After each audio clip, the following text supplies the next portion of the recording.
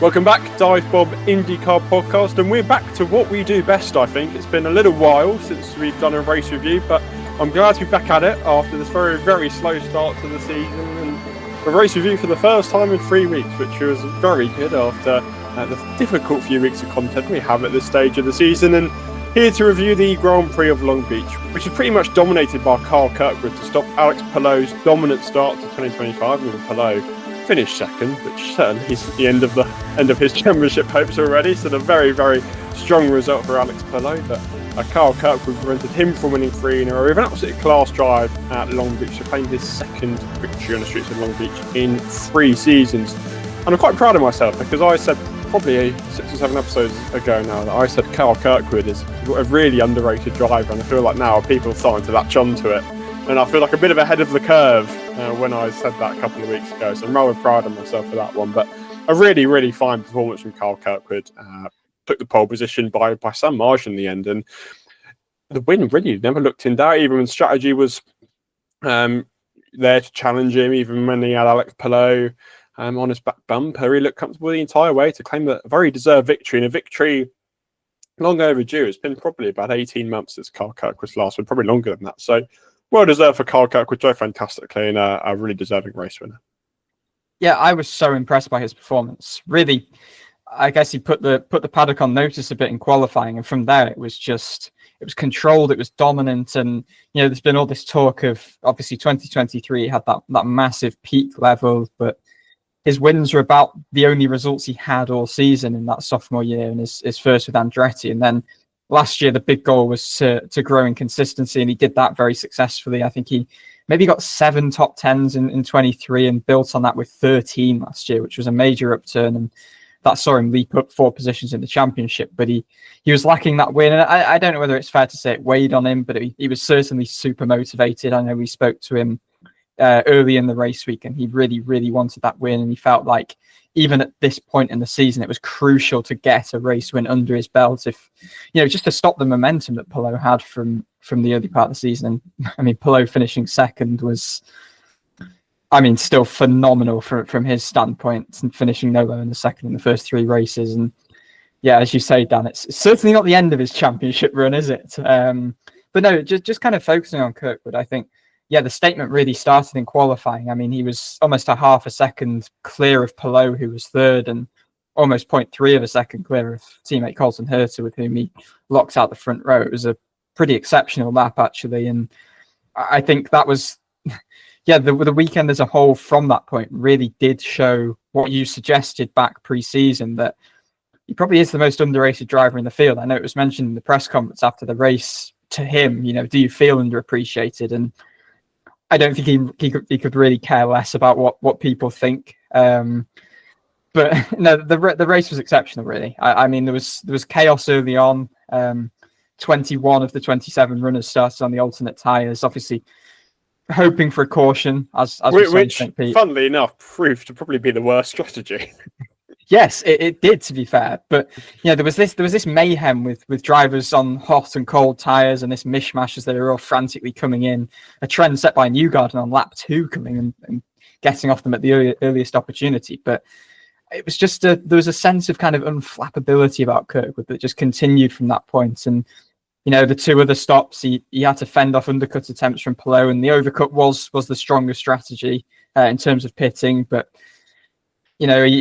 he had pressure from Palou, who executed the undercut. Well, he didn't successfully execute it, but he came pretty close. I think Kirkwood was quite impressed, actually. But despite the pressure that Palou on the warmer tyres from pitting a lap earlier on all of his stops, Kirkwood, on cold tyres still managed to fend him off. And I was so impressed with the manner in which he kind of just executed under quite a lot of pressure. He had the guy who has won the last 2 championships, won the first 2 races of the season, a 3-time champion behind it, but he just didn't make any errors. I thought he managed the race super well. He pushed a pass, for instance. I mean, that was probably a key part of him actually staying ahead of Palou under those moments of big pressure. I mean, there was one point he was told he could use overtake, and he just decided not to, which I think was kind of a marker of the control from Kirkwood. But I think what was so impressive was he fended off Palou, at the point in the opening 2 races that Palou has really come into his own,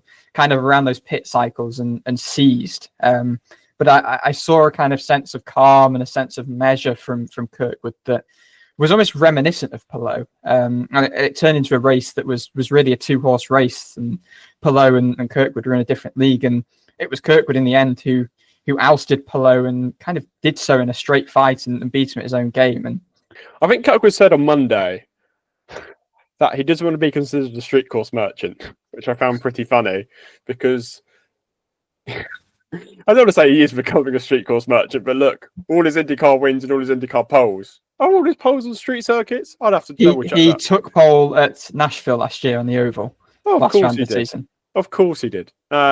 Well, all his road and street course poles are on street courses, if that means anything. Anyway, all his IndyCar wins on street courses. All his IndyCar podiums on street courses, for that matter, aren't they? So maybe he is becoming a little bit of a street course merchant, whatever he might say. But that's not a bad thing.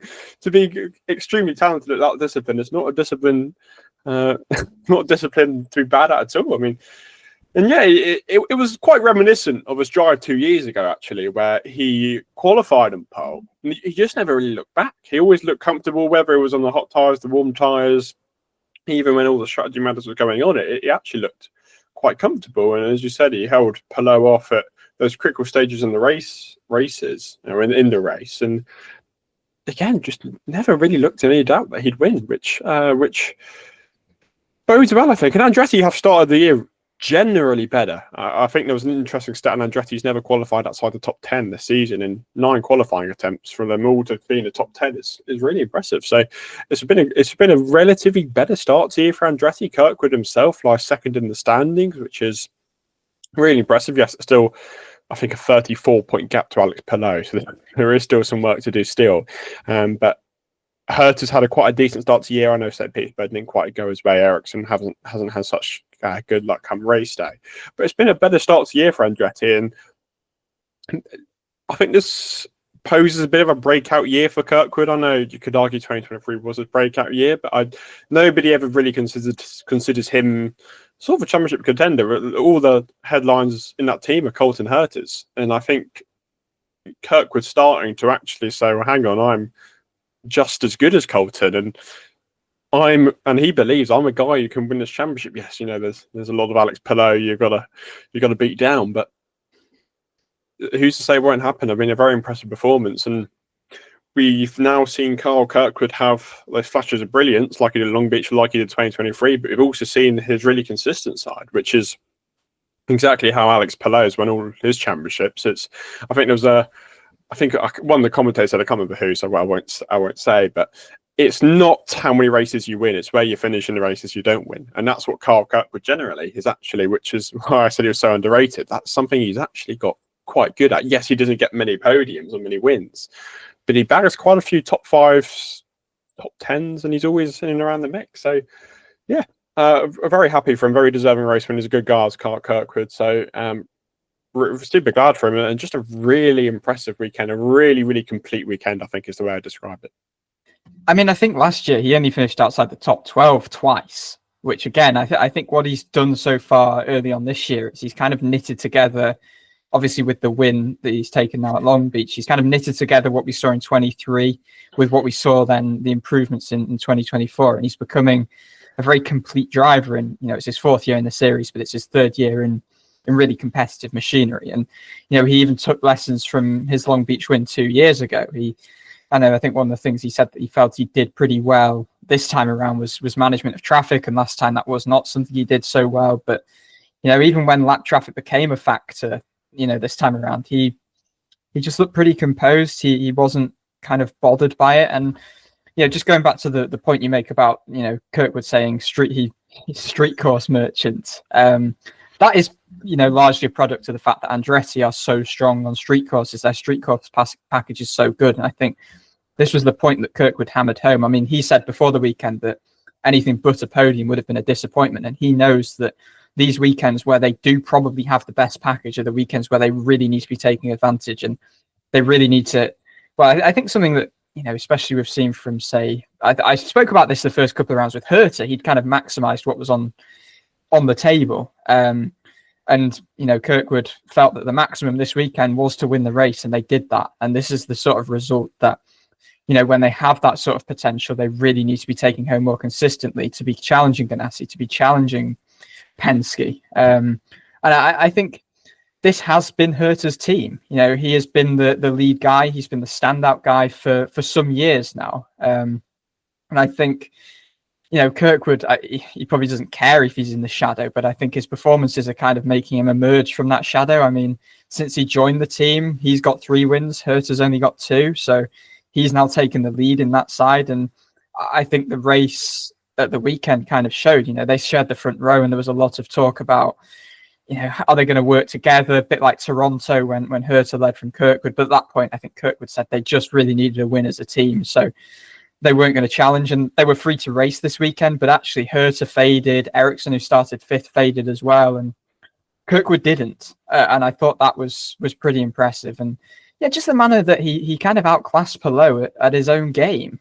And they went toe-to-toe, and Kirkwood fended him off and did so what felt pretty seamlessly. And he feels now that he is in a position where he can be a championship contender. I think what was impressive as well this weekend was the strategy element. We've often seen mistakes under pressure from Andretti, maybe making wrong decisions in recent years. And we didn't see any of that. Brian Herta and the 27 crew absolutely nailed it to perfection. They were constantly on the front foot, whereas Palou it always kind of felt like he was chasing. But yeah, I think as well, the qualifying thing you mentioned, Dan, all drivers in the top 10 all season, I think that's a positive, because again, we've spoken a lot in recent years about Andretti not necessarily firing on all cylinders across all their cars. And okay, they're not yet to convert a race result like that, but positive signs. I think it's a race which was really outlined by the strategical element, as it sort of has been at every race this season, really. So probably touch on that. As you said, a lot of people, I think, were scared after St. Petersburg, where they just saw that starting on the primary tyre would basically just end your strategy. So everyone, well, not everyone, 21 drivers opted for the alternate tyre on the basis if there was a caution early on week to pit. Caution never came, which we'll get onto a little bit later. But it left those on the primary strategy actually in a really good position, because the used primaries, because there's only 5 laps difference in a lot of cases, they weren't really any slower than the others, so they had quite a significant advantage. And where they had so much free air, you had the opportunity to undercut, to overcut, and really build some ground, which is why Christian Lundgaard got 3rd, for example. It's why we saw Stingray Robb and Kevin Simpson in the top 10, for example. So those actually on sort of, I guess, what is usually the more conventional strategy, which turned out to be alternate strategy in this race, really worked out really well for all of them. Yeah, I mean, an interesting kind of quirk with this. I think the entire top 11 started on alternates. Lundgaard starting 12th owing to his crash in qualifying was the highest primary tyre starter, I believe. And, the top 11 all starting on alternates. The top 11 at the end of the race, 5 of those drivers were 5 of the 6 that started on the primaries. So that did show that was the kind of ended up being the alternate strategy, ended up being kind of the preferred strategy, didn't it? And I mean, it's the first time Thermal was the first time since 2020 on the Indy road course that there had been no caution in a race. That was also a back-to-back no caution spell of races, those 2 races on the Indy road course. So this is, again, the first time in 5 years that there's been back-to-back races without caution. So we've not had a caution since the opening lap of St. Pete. And that means we are now halfway through the street courses for the season, and we have only had 1 caution, which is astonishing. I mean, I don't know what you attribute it to. I think some drivers have said, cars just aren't as close together because of the hybrid system, and it's getting harder to follow, harder to pass, which again was kind of evident in the race, but pretty amazing, really. Yeah, Palou said that, again, self-restart of the hybrid prevented one in Thermal with McLaughlin and Di Francesco colliding. But yeah, I mean, Long Beach, literally nobody seemed to tap the wall, or nobody. A lot more instances of qualifying in the weather race. Nobody bit the wall, nobody spun, or anything. Literally completely clean. So I don't know what's got into these drivers. I mean, knowing how IndyCar works, we get to Alabama, we'll have about 9 cautions. We won those races where every time you restart, there'll be a crash in turn 1, and you're driving yourself up the wall at the fact that you can't get any racing in. But yeah, it's strange. It's really strange. I mean, put it this way, I'm also really glad I wasn't around to watch 2 races on the Indy Road Course in 2020 because my word, that might have been a difficult watch with how the Indy Road Course races. And I mean, this wasn't the easiest watch in fairness, but yeah, just bizarre. They're all too well behaved for IndyCar drivers, especially on a very short, very difficult to overtake street circuit. I think you just see, especially in that weird segment where there was a mixture of cold and hot tires, because you thought there was definitely going to be a crash at some point there. But anyway, there wasn't. But back on strategy, Newgarden started it off, as you said a little bit earlier, pitting on lap 2, which I thought was a bit adventurous. And then everyone was like, well, hang on, he's going to undercut us. So everybody starts pitting, and it caused some really weird cycles. I mean, Pelot somehow ended up in second despite pitting later than the majority of them. And Herta cycled back horrendously. O'Ward cycled back pretty badly as well. Ericsson as well cycled back horrendously. So it was strange. There was just people all over the place. And once you were there, you were stuck as well because it was kind of so hard to pass. I guess, yeah, because Pelot dropped back to 5th on the start, and then he ended up in 2nd, Rosenqvist up in 3rd, and kind of stayed that way for the majority of the race. I think ultimately by just stopping that a little bit later, I think they just stayed out of the kind of core of the chaos where drivers were kind of getting held up back in that gaggle of, cars that stopped really, really early on. But I guess, should we get into the races of those that actually started on the primaries and rolled the dice? Well, I think we're doing this podcast in a lot of a different order, or a lot of a different way to usually do. I think Christian Lundgaard's weekend probably needs the main discussion because he absolutely binned in qualifying. He looked quicker than Pato O'Ward. The pace in that number 7 Arrow McLaren looked really good. And it was a bit of a strange crash. He just carried like way too much speed, like incredible overspeed into that corner, which I think it was partially down to the bump. But it was just strange how much speed he carried into the corner. Absolutely ruined that car. They needed a new tub overnight, the poor Arrow McLaren mechanics. And then they were like, well, we've got nothing to lose. Let's go on to the primary strategy. And Lundgaard was the one leading that strategy despite starting at 12th somehow. And because he was the one out the front and just had the clean air the whole of the race, he could just overcut superbly, which ended up with him in third position after a really great pass on Felix Rosenqvist late on, despite him running out of push to pass. So fair play to Christian Lundgaard. That bit of a roller coaster weekend, and I guess that crash in many ways is a bit of a blessing in disguise because good chance it would have gone to the alternates if we were in the fast 6. So I guess in some ways it worked out for him.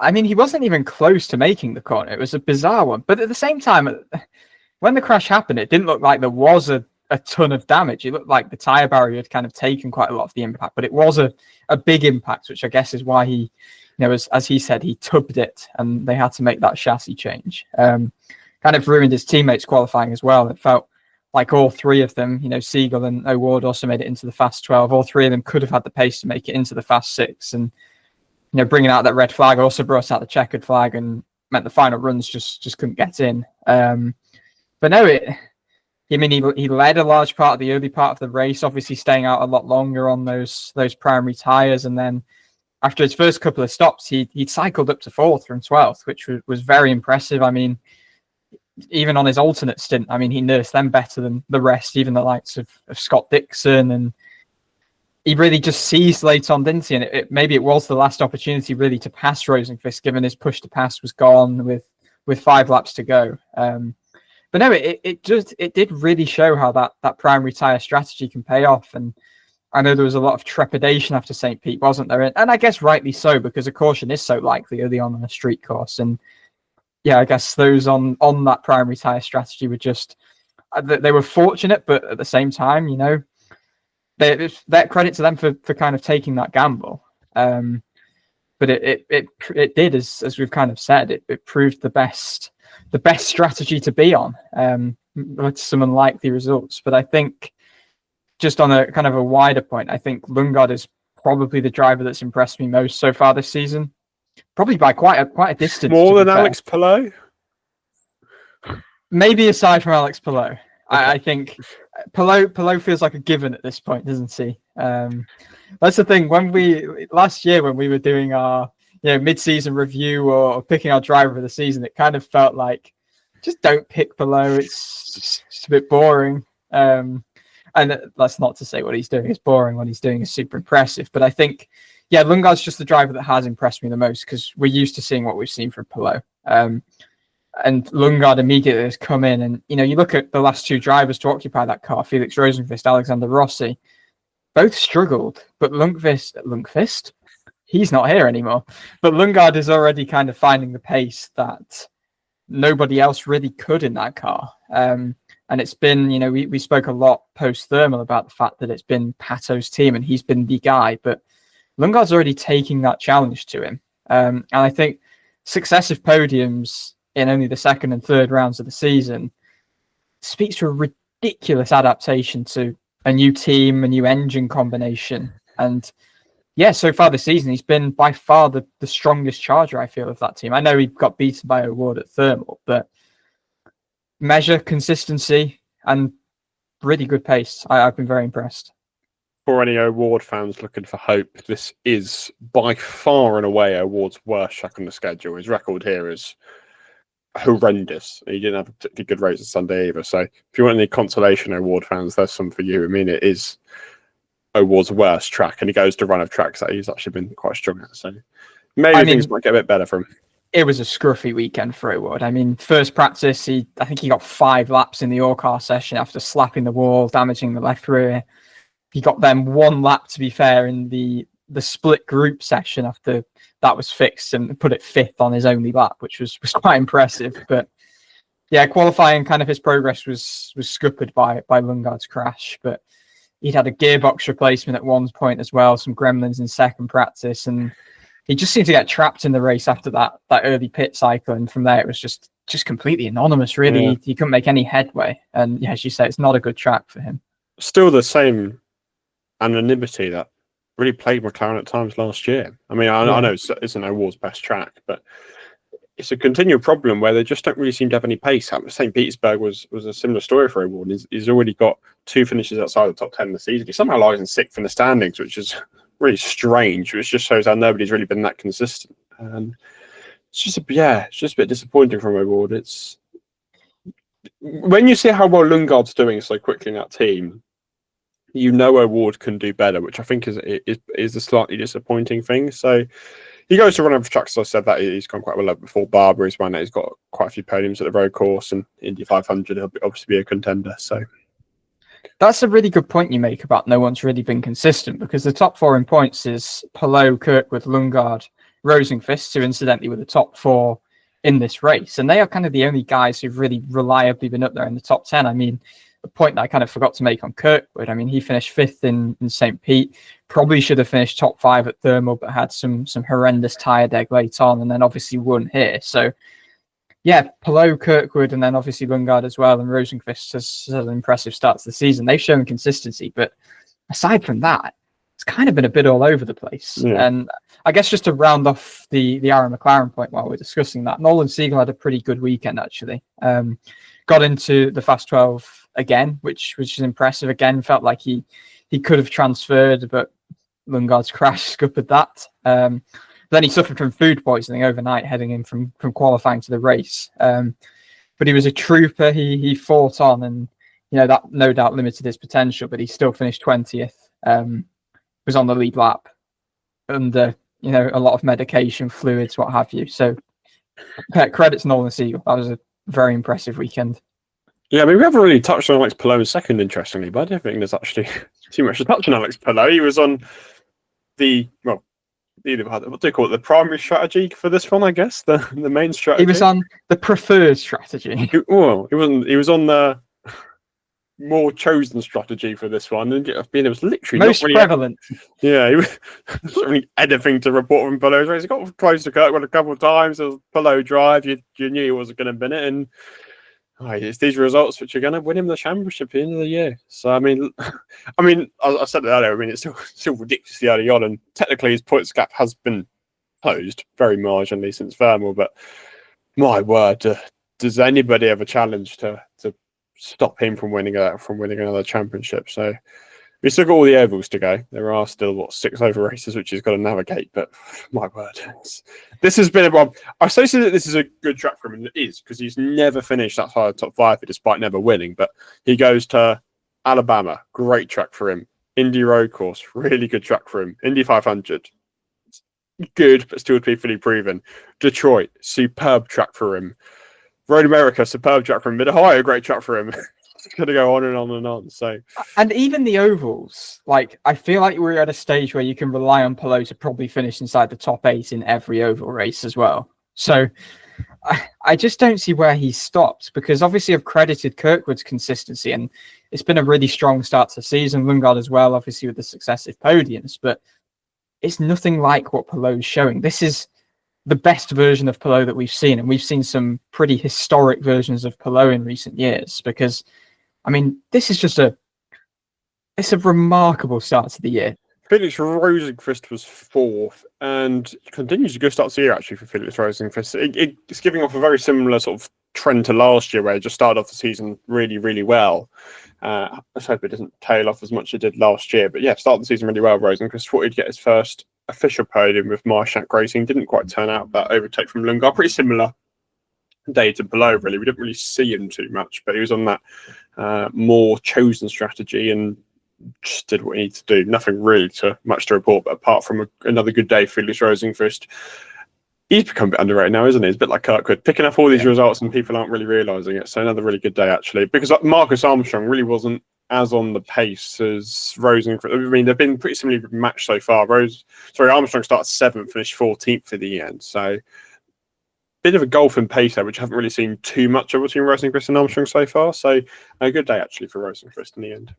Yeah, I wonder whether for Armstrong, again, it was kind of just that product of that chaotic first cycle and just being trapped in the pack a little bit. I think there were times where, did see him kind of just in the thick of everything in that kind of mid-pack. But no, Rosenqvist, I mean, pretty remarkable start to the season. He's picking up the results he probably deserved at the back end of last year, but misfortune and bad luck and pretty much nothing that was in his control.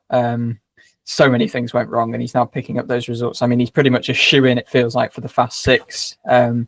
Meyershank Racing have kind of broken away from that, gaggle of teams beneath the so-called Big Four. And I mean, it's clearly been seamless to transition with this technical alliance from Andretti to Ganassi. I think there was maybe a few questions there how clean that transition would be, but it seems to have been pretty smooth. And yeah, Rosenqvist was kind of, he never made inroads on the top 2, but he was comfortably 3rd for most of the race. But Lundgaard just made those major inroads late on. And I mean, Rosenqvist clips have emerged the day after the race. He was pretty furious with Devlin DiFrancesco post race, gesticulated and then confronted him as well. There was a picture. I'm not sure whether that was.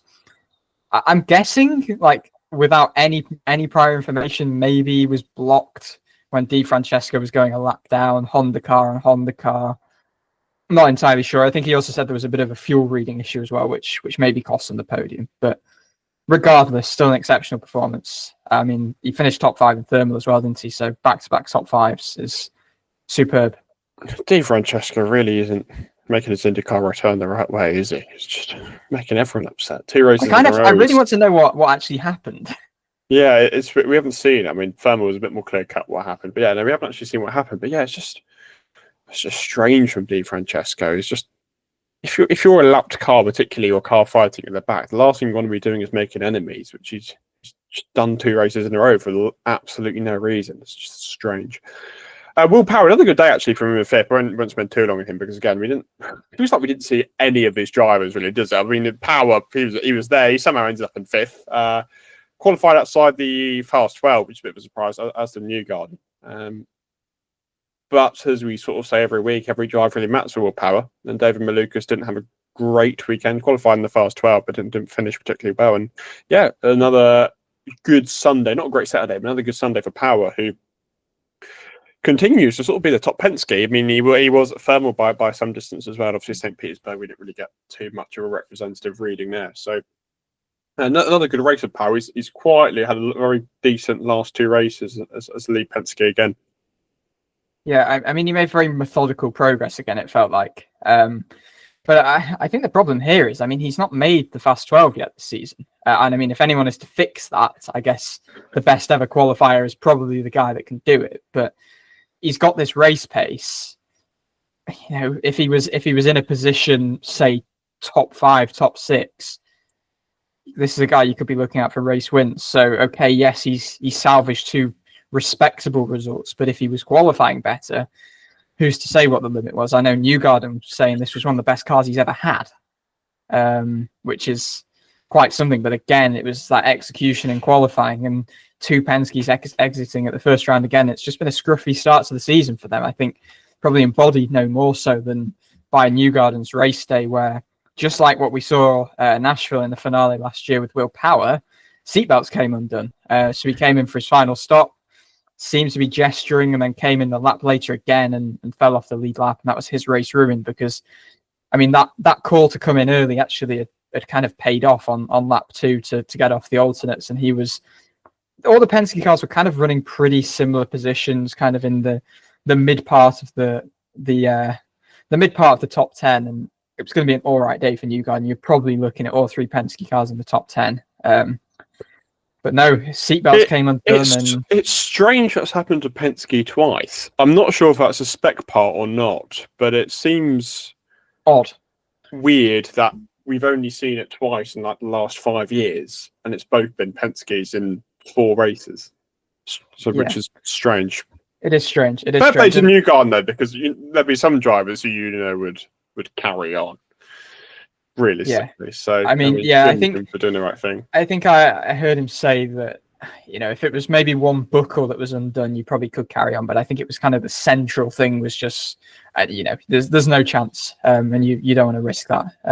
I guess just to close on Penske as well, McLaughlin started 6th, finished 6th. He was the best of the Penske's in qualifying, again, with them having struggled in qualifying. This is a bit like with O'Ward. This is not McLaughlin's best track. I know he DNF last year because of a mechanical issue, but he's not traditionally run too well here. So I think to finish 6th, he'd actually run inside the top 5 all day and then dropped out and was passed by Power, I think, pretty late on. But yeah, he'll probably be content with that because Long Beach has not been a strong point for him. Herta was 7th. Basically lost all the positions at the weird strategy melee at the start. He also was complaining at points about his car. I don't think he was too happy with. He had a bit of a scrappy weekend though, didn't he? Because he hit the wall in qualifying, and then he had a very clumsy collision with Jacob Abel in warm up. So, I mean, I'm tempted to say at the moment, Herta's probably the best qualifier in the field. I mean, he's qualified, I think, front row both of the street course races. He was 4th in thermal as well, and kind of that trend was set last season as well, that he's been pretty strong in qualifying. But you are right, it was scruffy. I mean, qualifying end of his Q1 run, he whacked the left rear and broke a toe link, and they had to scramble to repair that in time for the second round. And then in warm-up, clattered the back of Jacob Abel, who looked to either be coming into the pits or getting out of the way, and lifted Abel slightly airborne. There wasn't much damage for either of them, but it was messy. Yeah, but so Scott Dixon was an 8th. He's the guy who always makes the strategies work, and it's not really come to Dixon so far early in this year. I mean, he has finished in the top 10 in every race, but again, a bit like Thermal, he was just a bit anonymous. If you think any guy's going to make a bit of a funky strategy work, it'd be Scott Dixon. But no, couldn't make it work, which I think was a bit underwhelming. So, I mean, he lies 5th in the standings, which is pretty all right, but just haven't really seen him much. Yeah, 5th in the standings, but what's the buffer to the championship lead of his teammate below? It is 56. 56 points, so that's quite a distance still. For 5th place after 3 races to be 56 points behind. I mean, even looking at Rosenqvist in 4th, he's 54 points behind. So big buffers early on. A career day for Stingray Robb in 9th, who actually went a bit different. So he went black, green for his strategy. So you could do some nice wordplay here. He was kind of on the alternate strategy by going primary. Yeah, great day for Stingray Robb. Best ever result on a road street course, equaling his career best result of 9th place, and led 12 laps at the end, which was super impressive. His pace was actually really good. He said he thought he had a shot at the fast 12. So really good to see Rob making progress there. Well, his best weekend in IndyCar so far. I think Gateway obviously got a bit fortunate for quite a lot of incidents going on, but he looked like a genuine pace out there. So well done, Stingray Robb. That's a really good result for him. Yeah, I mean, he was there on merit. I mean, and he outperformed Connor Daly. I think Daly had a few issues on the race. I think he didn't get enough fuel in the first stop, was what he tweeted.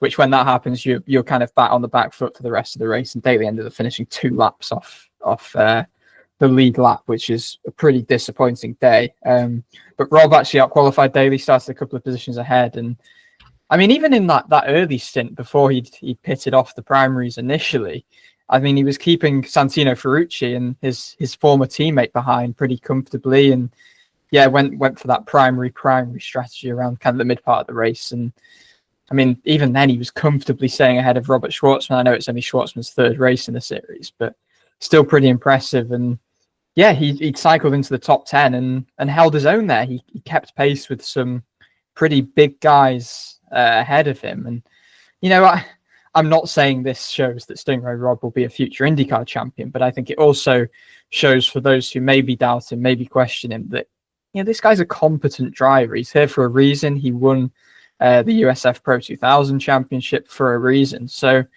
yeah, I'm happy for Stingray. I think this is a really impressive weekend. It's a statement weekend, I think, given some of the flack that he sometimes receives. Yeah, and another career day for Kevin Simpson, his first ever top 10, a similar sort of day to Rob. He went primary, green, primary. And yeah, he led 3 laps in the end, was actually beating Dixon on the same strategy for quite a period of time until Dixon got him. And he only ended up, I think, 6 tenths behind Dixon in the end. So first ever top 10 for Kevin Simpson. So that's great for him as well. So he's had a bit of a better start to this year. I think points-wise it's actually quite similar to last year, but he's looked a bit more competitive early on this year compared to what he did last year. So yeah, career day for Kevin Simpson as well. Similar day to Rob, led some laps, was there on pure pace, got the strategy right. So yeah, well done to him. I think it would be a bit of a boost as well that he was on such a similar strategy to Dixon and to finish pretty much same place as Dixon. Yeah, I mean, he started 17th as well, and I think last year we were seeing him start majorly down in the 20s, so that's impressive as well. But it's very similar to kind of Rob. I know Simpson's another guy who sometimes gets a bit of flack, and people kind of throw the criticism that he's only there because he brings budget and all of that. But again, this is a statement that, okay, yeah, you might bring some budget, but they're also, competent racing drivers. And I think it was good. I think that particular part of the race where he was staying ahead of Dixon on that same strategy, and again, like with Rob, he was there on merit. He set the fastest lap during that alternate stint that he had as well. He held it. Yeah, held it, and he fell off a little, but he was still hanging on pretty close to Dixon along with Rob. So yeah, well played. I think that's a really important weekend. As you say, a big boost, obviously, to be hanging on to Dixon as he did. So Santino Ferrucci was 11th, although I don't think he had quite as good a weekend. Obviously, hit the wall in qualified last, and basically was on the right strategy. I know we're very critical of Rob and Simpson for that, but I think Ferrucci, the guy who was getting a lot of top 10s last year, bit of a messy weekend. And is he a driver who should be beating Stingray Rob and Kevin Simpson on the same strategy? Yes, he is. Yeah, I mean, I've seen a lot of people. I know. Don't get me wrong, making it up from 27th to 11th is impressive. But yeah, when he's got, the likes of Rob, the likes of Simpson ahead of him, who are drivers that you would say are not up to his standard, they don't have his experience at least. And this is Ferrucci, who gave it the big talk ahead of the season that he feels like this team should be regularly in the top 5 and contending for titles, and they've still not got a top 10 in 3 races. I think that comment's starting to look a bit silly, a little bit overly ambitious. Yeah, I mean, obviously he executed that strategy, but he was still the fifth driver on that strategy, and the only guy behind him was Robert Schwartzman in only his 3rd ever IndyCar race. So yeah, disappointing for Foyt. I think again, obviously Ferrucci making that error in qualifying, but Malukas did a good job to make the fast 12 again. We don't know where he would have shaken out, because obviously again the Lundgaard crash curtailed that. But yeah, Malukas, his race kind of, again, strategy just didn't really pan out for him. So mortifying for Foyt. I don't know whether it's a good start to the season. No, I don't know whether to correlate it with Penske's slight roughness as well. It could be complete coincidence, but I don't know whether they've taken a step back or just others have taken a step forward and leapfrogged. I can confidently say Ferrucci, I don't think we'll be winning the championship at this point. No. Yeah, just a shame, because there was all this talk, and actually Foyt are pretty serious now with Malukas Ferrucci, and they've really not been where we hoped they would be. Anyway, we'll rattle off the rest of the order. Ericsson has started 5th, finished 12th in the end, basically wrong strategy. Similar story for O'Ward in 13th. So just basically the strategy didn't quite pan out their way. Marcus Armstrong's 14th ahead of Alexander Rossi. I actually think he had quite a decent weekend again, qualified 8th. He got up to 5th quite early on. And I guess a similar story, just got hung out to dry on a strategy. Yeah, I mean, the thing with Rossi's weekend, I mean, I think he started off pretty poorly in practice, and then they really found something, qualifying again, making it into the Fast 12. And yeah, I don't know whether he was another that kind of just ended up getting a bit trapped by the whole early carnage that seemed to happen with those early pit stops, but it seems to have the pace in the race. Louis Foster was 16th ahead of David Malukas, Robert Schwartzman, and Rinus VK. Nolan Siegels, who's had his last car on the lead lap, suffering from a bit of illness over the weekend. And there was Callum Ilott, Graham Rahal, Christian Rasmussen, Devlin Di Francesco, Connor Daly, Jacob Abel, and Newgarden, who obviously had to get his seatbelt sorted, which cost him quite a bit of time. Any from that order that you'd like to pick out? No. Really? I don't think really many had a particularly notable weekend. I think just a couple of the rookies, to be fair. Schwartzman beat Ilott again. Yeah, true. And I mean, he finally had a weekend where he had a clean kind of set of practice sessions, which I guess was pretty good for him. Ilott's had a bit of an underwhelming start to the year. Yeah, a bit of an underwhelming start. I think Prema are clearly still finding their feet a little bit pace-wise. Schwartzman, I mean, he was on that favoured, less picked strategy and was quite a way off all of the other drivers on that strategy. You know, when it was him and Rob on, I think he did the same as Rob and went primary, and he was about 10 plus seconds off Rob, so trailed a bit. But yeah, it's not been a great start for Ilott. Probably just mentioned Foster as well. That was probably his first proper result. That's what he said on Instagram. It's his sort of beat all of his teammates as well. I think Rahal had a couple of problems, and Di Francesco once again. When does Rahal not have an issue? If it was like he's always linked to an issue, it's like have we ever had a race review where Graham Rahal hasn't had some kind of problem? Do you know what a false vent is? Because he had a false vent, which meant he was 4 gallons short filled with fuel. No, I don't. But that was his problem. Add it to the Graham Rahal catalogue of problems. And the Di Francesco, I mean, his races are just not quite up to scratch. I think we're occasionally seeing one lap pace, but he needs to get it together, I think, on race. Di Francesco's career is summarised by that one Indy road course race where he just randomly took the lead and then continued to finish on the lead lap. Summarised by that, where that is still so bizarre to look back on it. Anyway, most notable moment in the Indy road course. I've got to say, because it's been frustrating me, I think me and you will both say this race wasn't a great race by IndyCar standards, and I don't think any of the first 3 races really have been, which is disappointing because there's been a lot of hype around IndyCar. There's been a lot of talk around IndyCar. The racing product's great. The series is so unpredictable, and the unpredictable point, I mean, is mainly due to Alex Plough's brilliance more than anything else. So we can't really ever go at anybody for that because Alex Plough is just so good. But the racing point, it's been underwhelming. You know, it was hard to overtake once again at Long Beach outside of sort of those in-laps and out-laps.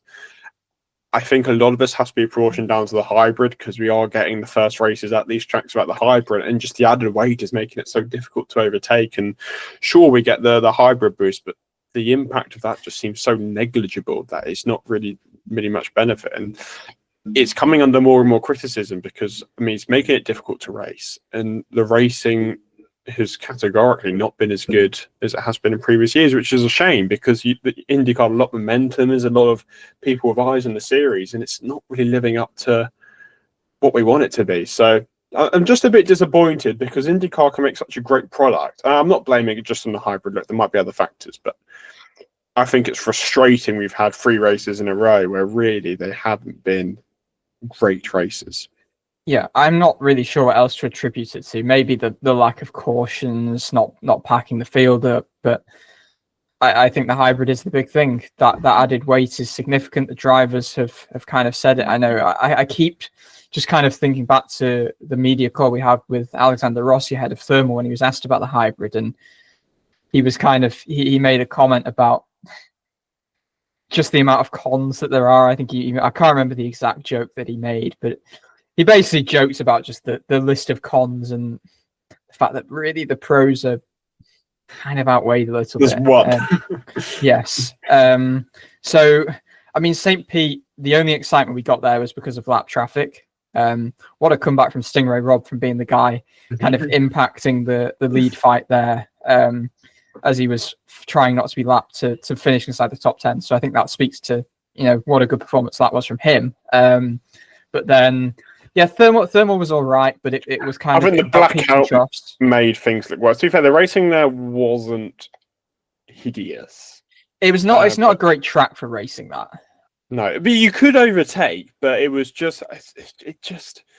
I think the fact it was thermal didn't really help things, and the blackout didn't help things either. But I think where field spread was quite high there, that didn't contribute particularly well towards things. Yeah, I mean there were peaks and troughs. I think strategy played into a lot of it at thermal. The unknowns of that being the first full points race there. So I think if we were to do that again with more knowledge, it might not be quite as good a race. I think people were a bit harsh on it just because of it being thermal and the perception around it. But it wasn't a barnstormer. It was a decent race. I think it could well be the best race we've had this year.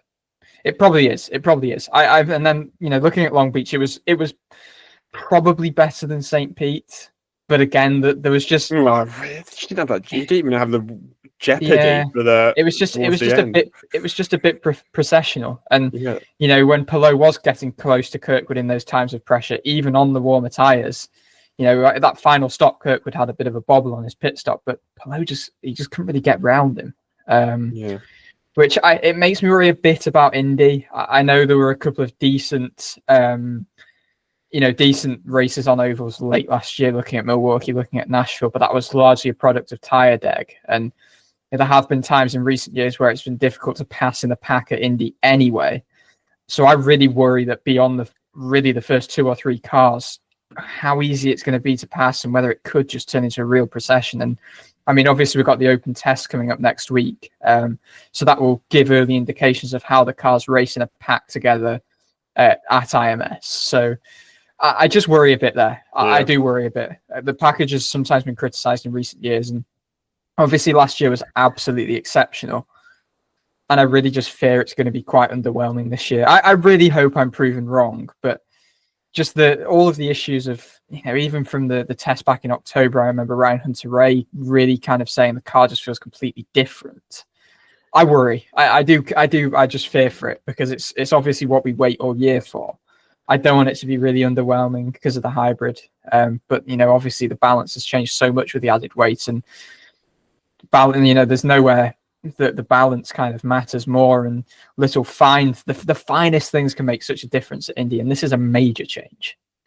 I also think this thing that Firestone done this year, are making such a huge gulf between the tyres, has just been a bit strange. It was exactly the same in St. Petersburg, where the alternate was just absolutely useless, and the primary was the race time. Everybody was just racing to get off the alternate, and I just think it's a really high-level racing series. To have such a gulf between tyres for one to be practically unusable in a racing condition is just terrible. And it's not creating... Sure, it gives you a bit of unpredictability for 1 or 2 laps, but I just don't think it's particularly... It's not a good viewing experience at all. And it's just...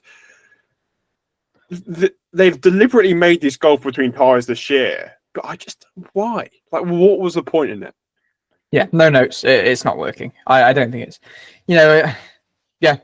I've got nothing else to say. It's not work. It just hasn't worked. Yeah. I don't know why they've done it. Sure, qualifying makes it a bit more interesting, but what is the benefit of having a race where the tyre compounds, have these differences and these mix and strategy? Well, what's the point in a race where they're all just trying to get off a tyre after 25 seconds? Yeah, that's not the point. That's not the point of a tyre. It's just it's completely pointless. If all the purpose that this compound is serving is people wanting to pit at the earliest opportunity to ditch it. It's not right. Anyway, I do want to say one more thing about tyres. And after St. Peter's, well, during the St. Petersburg episode, we had a big chat about the Guayuli tyre and the mystery surrounding the Guayuli tyre. Now, I have to give a shout out to somebody in our YouTube comments from that video. Has given us an excellent explanation towards the Guayuli tyre. So shout out to you. So to give you all a bit more information about the Guayuli tyre, this huge mystery that me and Archie were discussing a few weeks ago. So it's made from petroleum-based plastics. The sidewalls of tyres need more flexibility than the pure plastic compound can provide.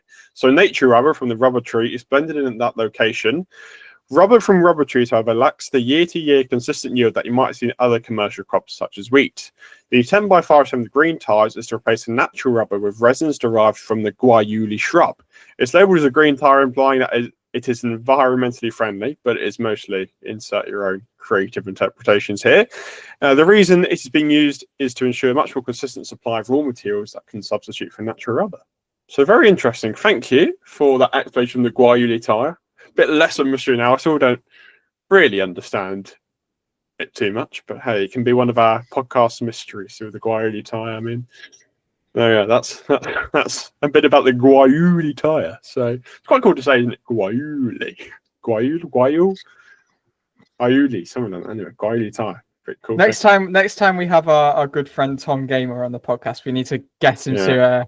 We love his talk of the Guayuli. Yeah, his pronunciation is bang on. Any British IndyCar fans will know Tom does love a little Guayuli segment in his little bit. I didn't want to actually touch on this, I completely forgot to. So that's why it reminded me of the Fox broadcast, because we've got the driver eyes this weekend, and they were absolutely awesome, really clear, good insight, and yeah, just another one of these small things that Fox has added to the broadcast. And I've got to say, every weekend Fox have got better and better.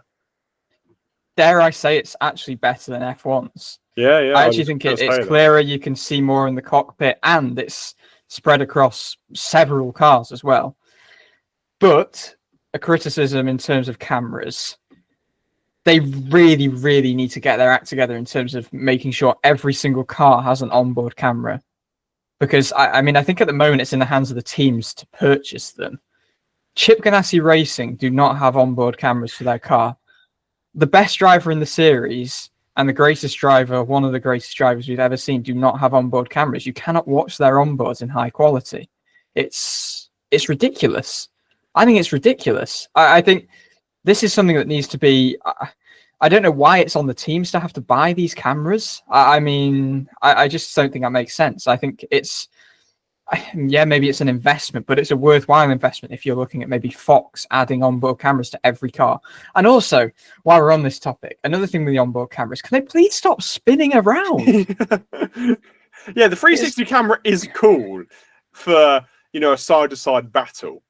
But 90% of the time, they just spin it for absolutely no reason. You're watching a qualifying lap, and all of a sudden you're looking sideways. You're not getting anything from it. Yeah, that's a weird thing they do. It's really distracting. So I really want it's not right that the best driver in the series, the championship leader, the 3-time champion, the 2-time defending champion, back-to-back race winner to start the season, doesn't have an onboard camera, and we can't watch his onboard. That's always been an IndyCar problem for years. I think I remember this being an issue at Nashville last year as he was looking to wrap up the championship, which was pretty inevitable at that point. He didn't have an onboard camera. It's a big That's a big problem for me, that. But just to end on a positive on the broadcast, the starting grid video graphic, which we credited a lot in St. Pete and was used again thermal, they've absolutely nailed it now. They've added on the cars and the liveries so you can see the driver and then what car they are driving, which I think is superb. Yeah. It's now done in reverse order as well, which I think is the best way of doing it. There's still little details I think that are missing from the broadcast.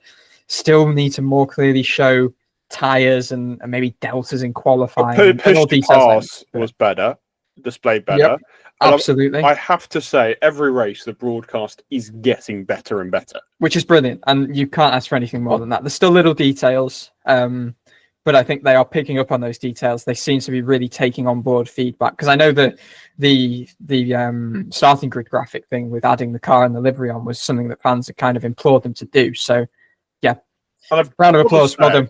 Particularly in practice, Jack Harvey's visits around random points on the track is absolutely fantastic. We've got him in somebody's house in Thermal. We've got him in the grandstand Long Beach. So Jack Harvey, continue on your random adventures because I think they're absolutely marvellous.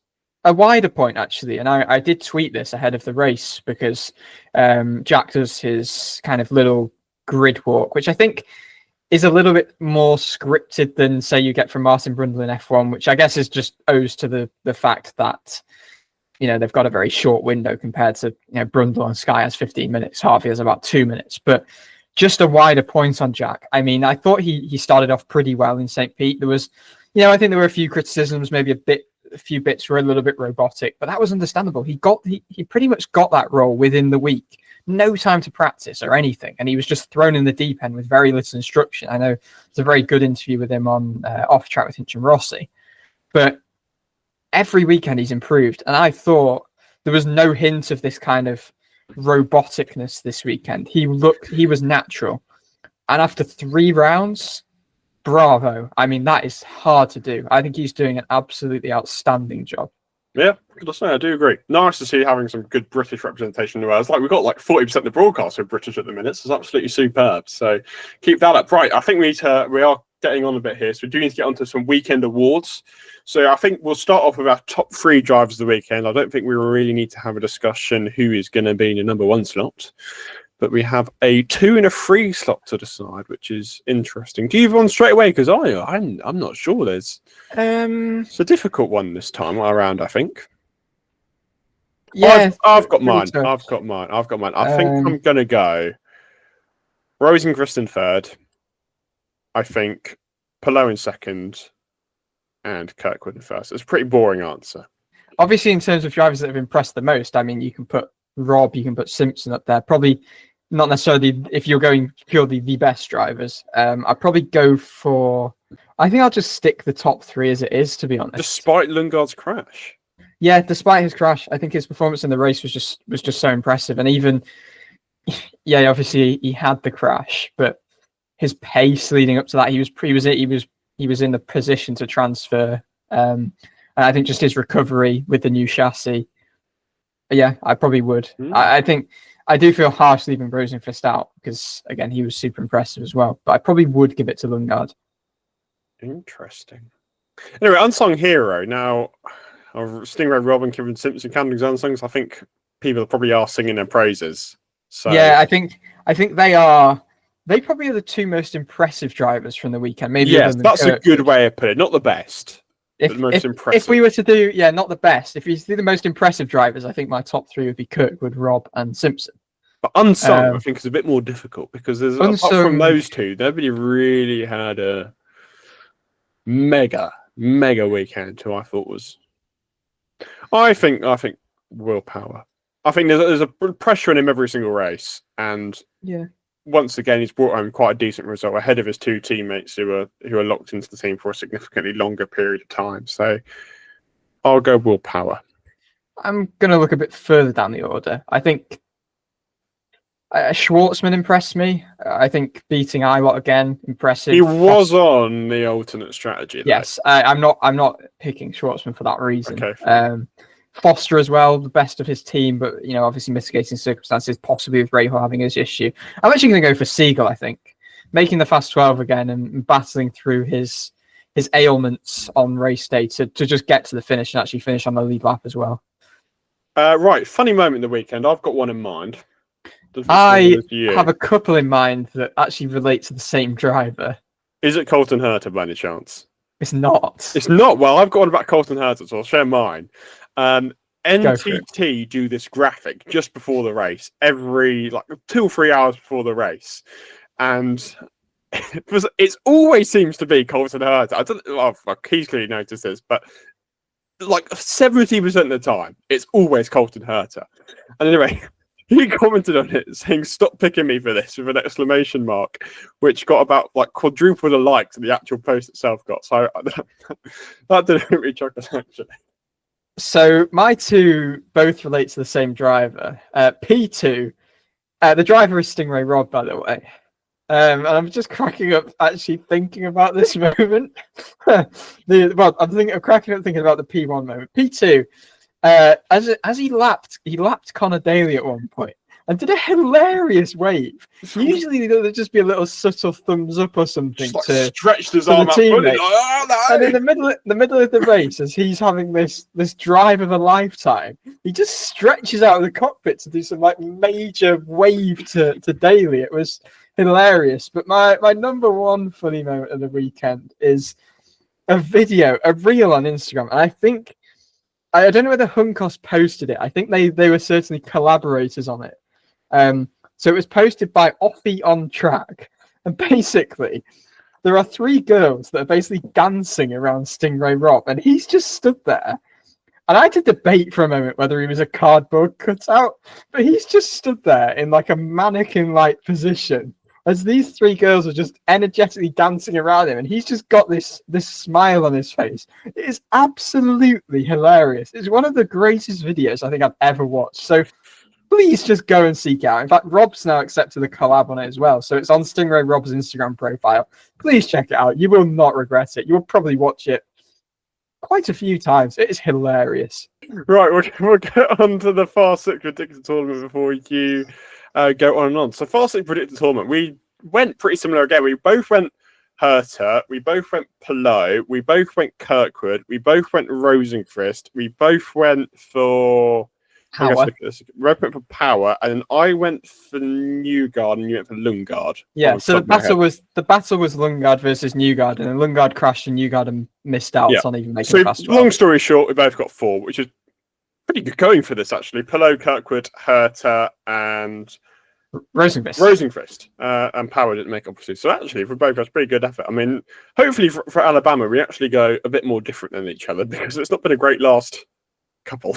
The thing is, like, for a series obviously renowned for its competitiveness, I feel like you've got 2 picks at least in Herta and Rosenqvist now that feel like almost guarantees to make the Fast 6. And Palou obviously didn't in St. Pete, but he is also feels pretty strong contender. Should we do 13th place? Oh, we should do 13th place. You went for... I went for Graham Rahal. I went for Nolan Siegel, not realising he was ill. So it was actually Pato O'Ward. So 2 weeks in a row, we've had a Newgard and now O'Ward in 13th place. So it remains 1-0 to me. So I'm very pleased about that. So, yeah. What's up with 13th place? Really, it does seem to be unlucky this time, doesn't it? Podium predicted tournament, I went for Herta, Newgarden, and Palou. So that is 2 points for me. You went for Kirkwood, Herta, and McLaughlin. So that's 3 points for you. Oh, I was desperate. I was desperate for them to remain 1-2, the Andretti pair on the front row. I mean, a big haul. What, with the podium predicted tournament in mind? Yes, precisely. Absolutely love that thinking strategy. Right, our good friend James Scott, he went for Ericsson, McLaughlin, and Dixon. So that's a very solid 0 from James this week. It's not great.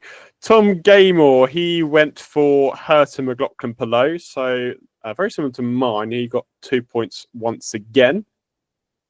Our good friend Jackson, who if you haven't seen, was at Long Beach this weekend. There's a couple more videos on the DIVEBOMB YouTube of him speaking to a couple of drivers post-race and getting some exclusives there, as well as recaps on Friday and Saturday. So do check out those videos from Jackson, and because they are a good watch about what happened over the weekend. Some extra exclusives, which you won't put on this podcast, but some more driver exclusives for DIVEBOMB, which you can find on our YouTube channel. So I would recommend checking that out. Jackson went for Scott McLaughlin, Alex Palou, and Colton Herta. So he got 2 points there.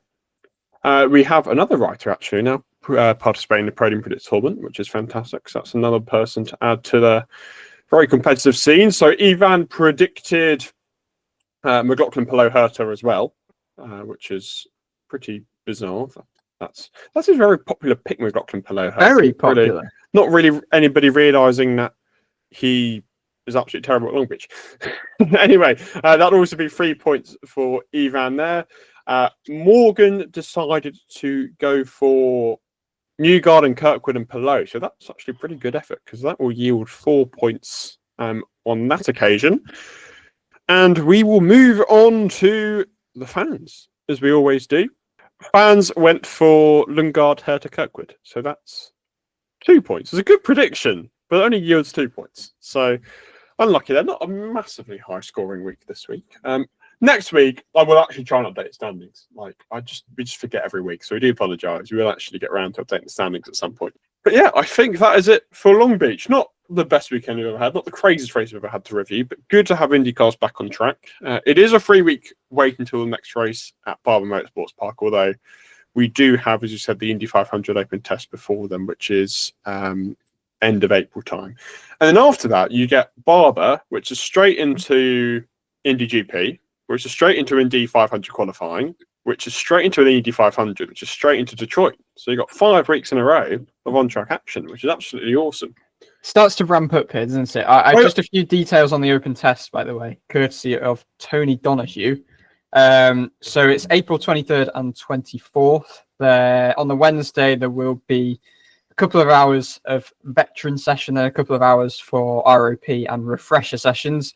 Then you have 4 hours of basically all cars. And then on the 24th, Thursday, they have 2 hours, interestingly, for qualifying sims, he reports, which is not something we usually see at the open test. So that will be interesting, whether it's, tyre testing, practice use with the hybrid. I'm not sure. Whether they get the boost, again, not sure. That's usually something we don't see until Fast Friday. So, yeah, that will be interesting. And then there are another 3.5 hours of all car running after that. And for anyone that is listening from the States, the Turn 2 mounds at IMS and the Southeast Vista are going to be open. I wouldn't normally bring this up, but it's sort of a next week thing, but I forget otherwise. Anyway, Iowa's got a new title sponsor after Hy-Vee's gone. And I bet you never would have guessed that Sukkot Manufacturing would become the title sponsor for the Hy-Vee doubleheader. I sent Archie a message saying this is the most oralist sponsor of all time. Sukkot Manufacturing, who are apparently an Iowa-based manufacturing company in the grain storage, drying, handling industry. A big use to fans of IndyCar, I'm sure. I guess it fits with Iowa and the whole corn culture and everything. I know. Well, I was saying, my favourite ever race name of all time is the Hy-Vee Salute to Farmers 300, presented by Google. So we should bring back the Sukkot Manufacturing Salute to Farmers 300, presented by whatever. That would be brilliant. The Almighty. Fantastic race name. So if anyone placed £100 on Sukkot Manufacturing becoming the title sponsor of IndyCar at Iowa, you're going to be a very rich individual there. So it's not really that funny, but I just think Sukkot Manufacturing is such a funny name. I don't really understand It's quite wordy, isn't it? I can't wait until all the commentators are going to say that all weekend. Yeah, I don't know how. Will Buxton can't say Rahul's name. It really bugs me. So I don't know how he's going to say Sukkot. Ray Howe. It's like Ray Howe. Yeah. Bit off-putting. So, Will, if you're listening, Rahul, we need that a British Southern. I'm surprised nobody has corrected him. No.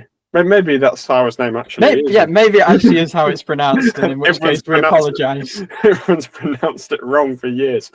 But anyway, there's some other news we would have forgotten, but as we said, unfortunately, we go back into another 3-week break, which, as we know, has been a bit of a struggle. We do have some plans to hopefully make this one a little less sparse than it has been in previous weeks. One more quick thing is I have introduced a new series on the DIVEBOMB site called my IndyCar Grade Book. So weekend by weekend, I will be grading each of the drivers' scores. So feel free to absolutely roast me about how terribly I grade these drivers' weekend. But something I thought I'd give a little shout out to, just in case you're interested to see how I review the drivers' weekends.